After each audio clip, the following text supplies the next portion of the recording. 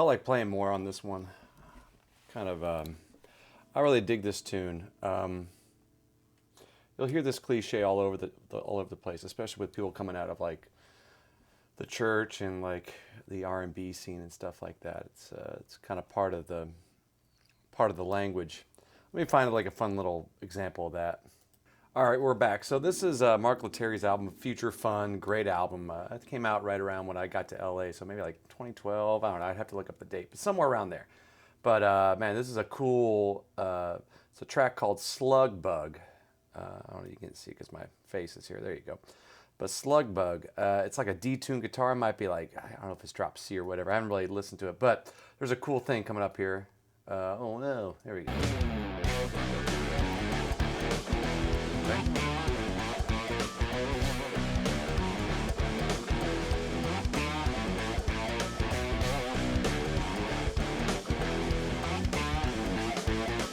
Mean, man. Here it comes.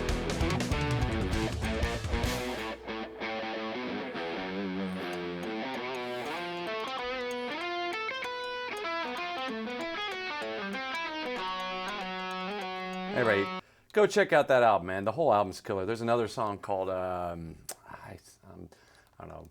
Sorry, my mouth starts moving before I have a chance to think. But check it out. There's some great stuff on there. Just kind of checking out that one lick. Since we're on the topic, you know me by now. I like to move around, so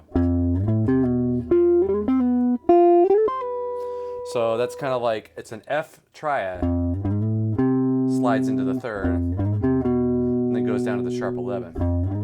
So you can kind of think of this would go over like an F sharp 11 chord, yeah, and do the same thing. I mean, however you want to phrase it.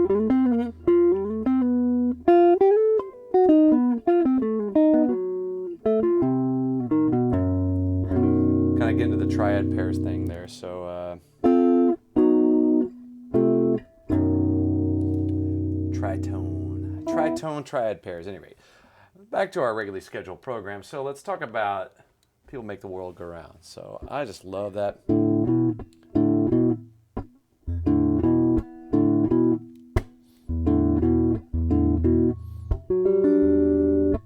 You know, if you're comping for this, I like maintaining that feel while still filling it out. Obviously, if I'm just doing with a full group, I probably might just... And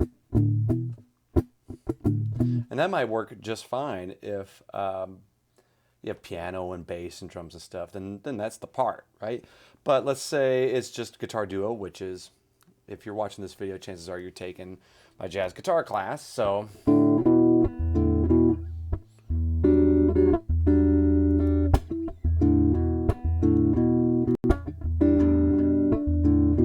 Maybe figure out like a hybrid. I kind of have like...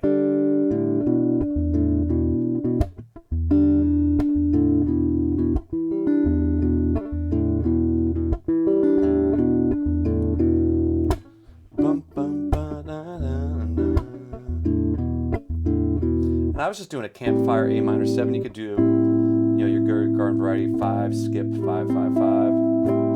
But yeah, the meter changes are important here. So knowing the melody to me helps me. I'm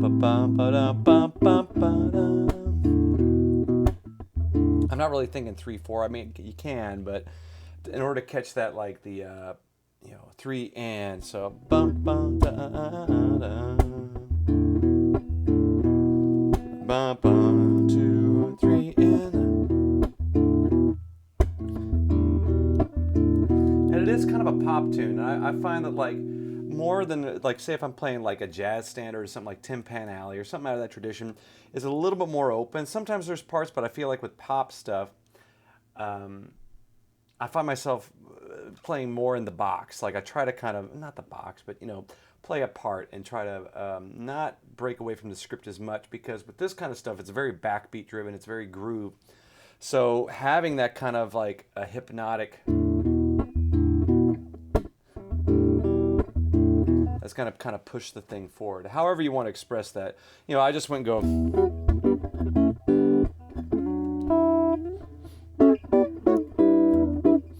can't really do it, but yeah, I think you get my idea. Like, try to settle on a part so that way the melody can shine through. And the idea is not to show how many versions of E minor that you know, but to really establish the groove. So,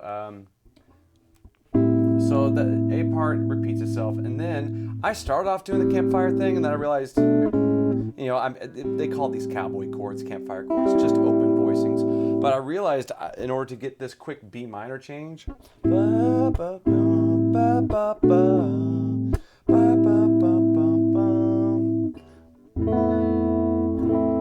an F major 7, which sharp 11 implied there, because that is a B natural, which would be the sharp 11. So, I mean, if you wanted to, I guess you could.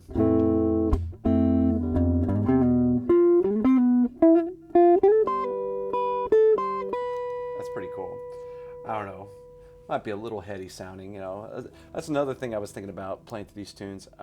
Sometimes the way that I play over certain kind of genres, something like this that's going to be probably more like soul, R&B, gospel-y, more leaning that. I try to stay away. You got to be careful about throwing in too out stuff that might work in a jazz context. It's just certain, I don't know. It's just kind of like when you talk with, like, you kind of change the words you use if you're talking to a cop versus if you're talking with a bunch of buddies versus if you're talking with, you kind of change your lexicon a little bit subtly. So music's kind of the same way too. And I find myself with this stuff, maybe I'll try a solo and I'll put it in there. But to me, that kind of feels like it's getting a little spicy. You're probably better off, especially when you start the solo, kind of stay simple and lyrical. Use the melody as your guide. I think that was pretty much it for here. And then the only other thing was this half diminished shape. I was doing out here. If you imagine like an A minor chord, if I put an F sharp, then you got a B7 sharp 5. That's 7, skip 7, 8, 8. You could also probably get away with a D sharp 9 or a B sharp 9 there. And this is especially an example where you have to use the melody to kind of help. So I really kind of connect with the A minor there, So, ba-da-ba-dum, bum, bum, bum. It's another example. Like, I'm counting, but I'm also just kind of hearing that melody in my head. Maybe we'll talk about that loop at the end. I tried to demonstrate it by myself. I wasn't able to loop it when I set the accompaniment, but I was playing this melody around like 5th position.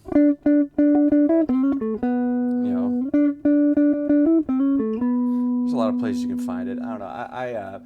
So this video is going out to, I believe it is Rhythm and Adrian. So I have a feeling both of you have a pretty good handle on like where to play the melody. So let's maybe talk about soloing it, because I want to keep these videos around 20 minutes. One other video's been a little bit longer, which is nice, but I just don't have the time this week. So right out of the gate, E. It's like an E Dorian. So E Dorian, you can think of it as several different ways. Let's see. The melody gives you a hint right there because you got the C sharp. So this is going to be E Dorian. E natural minor would be a C natural. So this is a big clue. You could think of it as E Dorian, A7, so that'd be A Mixolydian, right? You could look at it as D major. Whatever helps you out. So, like that.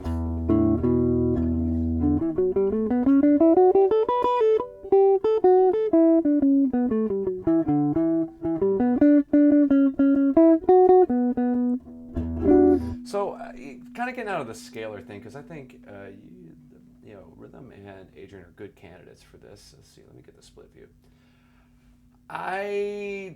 Scales are a great way to get your foot in the door, right? What's going on here? Oh my goodness, what is happening? Stand by, millennial dealing with technology here. Yeah, yes, may I? There we go. All right.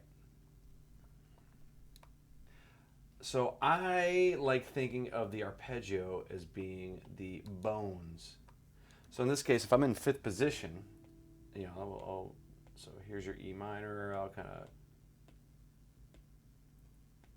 of let's just start off with a simple E minor 7 arpeggio, right?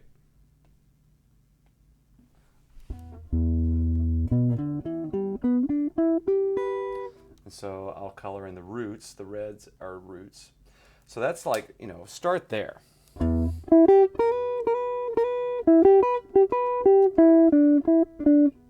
Right? And then we'll go to A minor. Yeah, well, I won't even fill those in quite yet because I just want to kind of establish this thinking here. And then we go to A minor in the same spot.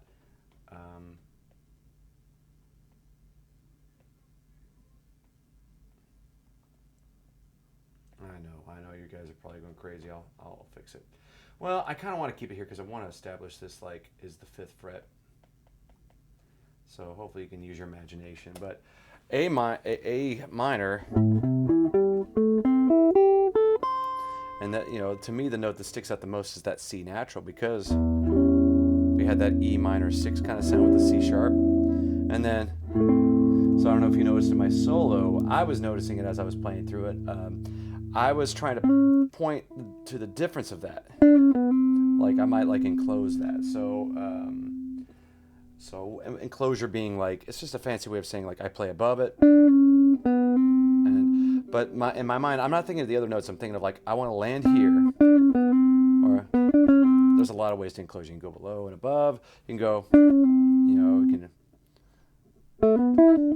can do diatonic. Just basically anything where like the notes approaching it are more a way of leading your ear to a target note or a goal note, right? So this is a good chunk of the tune right here. So let's talk about how we can fill this stuff out. So I'm going to kind of fill in the rest with blue here. I think this thing's being weird. Doggone it. All right, well, I guess that'll just have to suffice. For some reason, sometimes this thing lets me zoom in, sometimes it doesn't. I don't know. How about now? There it is. Okay, so computers can be weird. All right, this isn't. One more try. Oh my God, I can just see somebody on TikTok making a supercut. See what an idiot my guitar teacher is. Look at this dumb millennial. Struggling with technology. All right, so let's kind of talk about the Dorian sound, because when we go to A, it's all going to be A Dorian. So let's talk about the bones here. So this is going to be, to keep it color coded, 1, flat 3, 5, flat 7, right?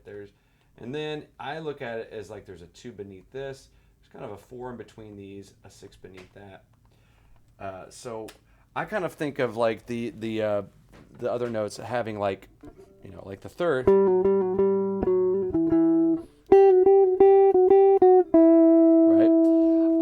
The 5. The 5 has that 4 in between the flat 3 and the 5, which is just basically pentatonic, right?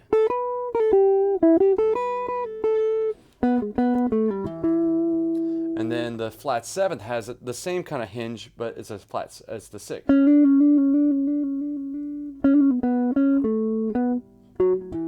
So in my mind, yes, that does make a scale, but in my mind, I especially stress this for you too, to start thinking about scale tones, because really, that's what's going to kind of make it sound like you're playing the changes and not just kind of running scales up and down. I know that's a gross generalization, but for me, when I was starting to go through and play just scales, it's hard to kind of get out of that. So to me, for me to get out of that was to start thinking of like,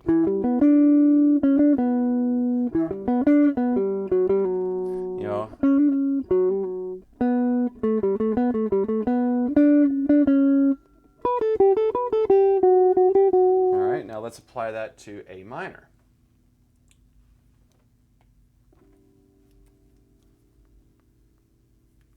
Is it not? All right, one more try. There we go. Lovely. So this is the flat 3rd. I'm adding the 2 underneath that. That's the 6. The 4 is kind of in between. So now, we know this from Santana or Brian Setzer, all the guys.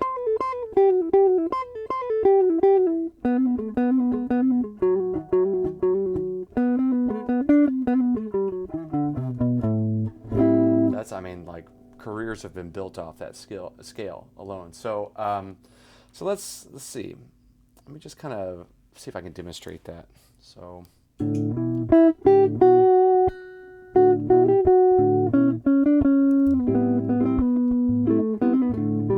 Back to E minor.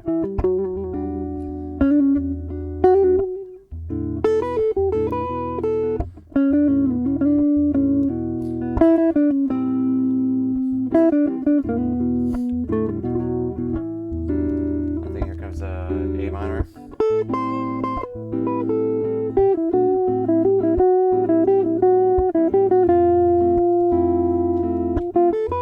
We'll talk about that in a second.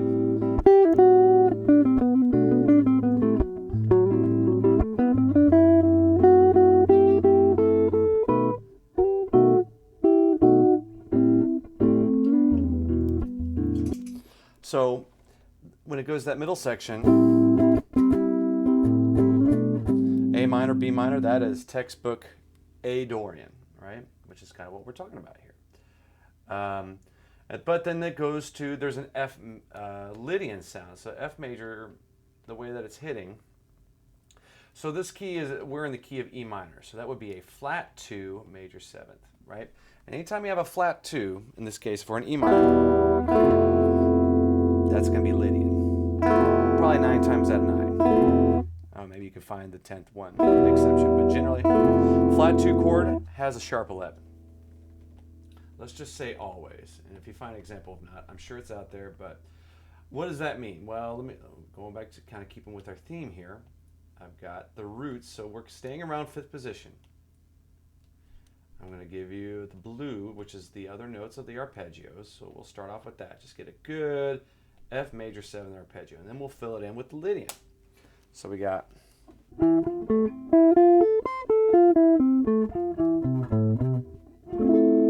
again, like you could learn at all parts of the neck, but at this stage of your development, you know, if you know this, great, maybe learn it somewhere else, but it's okay just to pick one and get really solid with that before you start expanding out. I didn't do that until I've been playing for quite some time, although it's a nice goal. So now I'm going to fill in. So let's talk about Lydian here. So we got 1, 3, 5, 7. That is a major 7th. If we want to make this into a Lydian, well, you got your 2. You got a sharp 4 that is kind of attached to the 5. 6 in between 5 and 7. So this one has like some in-betweeners, right? You got Do, Re, Mi. 1, 2, 3, right? And then 5. That's what makes it different from F, F major. Has that natural 4, but with the Lydian, you get kind of that lift.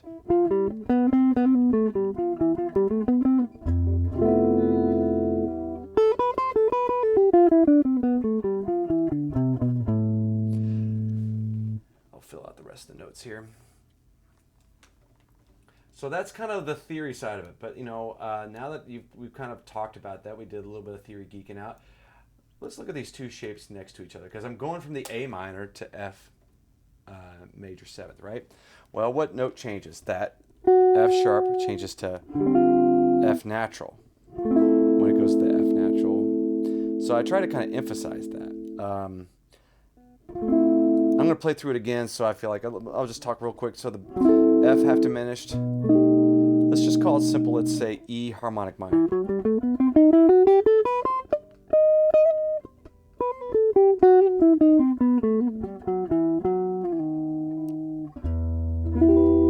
I'll come back to that. Maybe we'll talk about how we'll think of the B7 there, but this lesson's already kind of getting long. So, but here we go. E Dor, A minor. Kind of playing with that C sharp to like try to draw attention to that.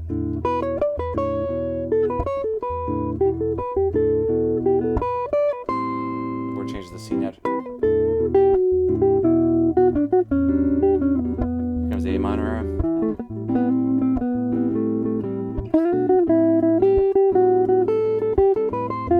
F natural.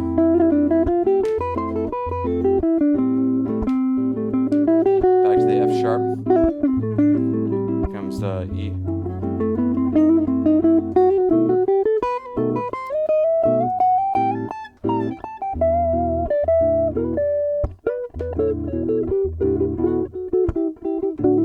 I love this tune so much, I just want to keep soloing over it. So, all right, look, I need to land this thing because it's. Told myself I was going to stay to 20 minutes. So much for that plan. But whatever, we're having fun here. It's not the end of the world. But all right, so if I'm in fifth position, all right, let's play it this way. I don't know if I would solo this way necessarily, but I like the idea of keeping you in one position. All right. So if I were to write an E harmonic minor, so I'm just going to do that, E harmonic minor. Let's kind of like go down the rabbit hole here a little bit. E harmonic minor, right? So it's E minor, but you got this like D sharp business, right? So what if I were to rearrange this to where B was the first note? And like that, you know, we would call this, I'm going to get rid of this guy. I can't remember what they would call that. I have to look that up. Fifth mode of melodic minor is what they called it. And I'm sure it has an official name, but let's just call it fifth mode of melodic minor, or harmonic minor, I'm sorry, harmonic. So what do we got here? If I kind of look at it from the guise of like, you know, if I just want to kind of see the world from the perspective of B, we have a root, we have a flat 2, we have a 3. Sorry, I should have kept it with the dominant 7th here.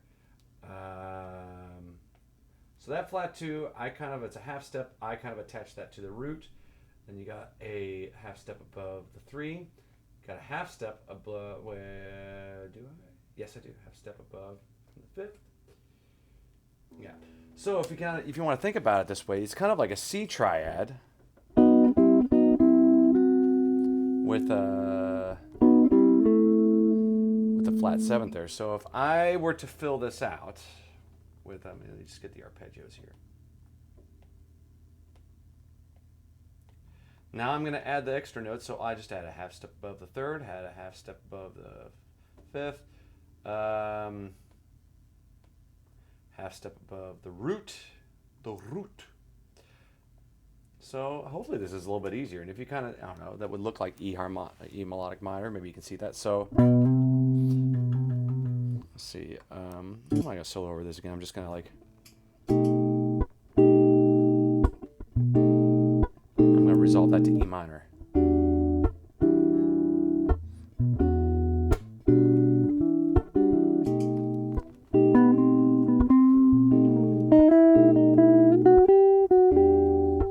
Right, so that kind of gets you out of the scale thinking. Think about like, oh, where's the arpeggio? And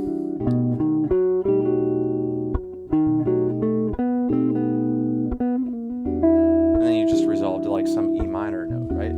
But so I have B, half step above the B, half step above the 3rd, half step above the 5th.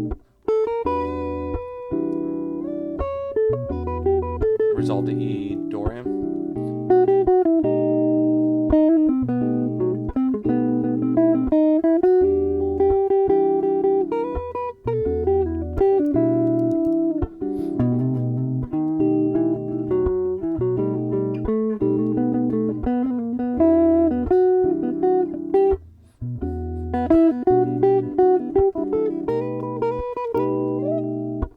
You could also just blues out too, which is probably what I would probably do if I was more like trying to do like a power solo over like a soul thing.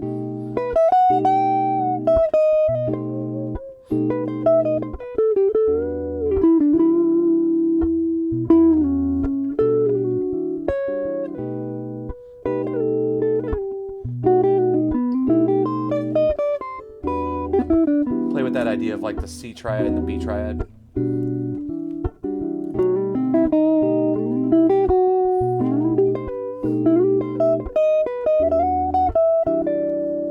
That's really easy because it's just the same shape. You know, we can talk about triads another day. So it's almost a half hour, but I love this tune. Hope you get something out of this. If not, you know, we'll try better next time. All right, see you later.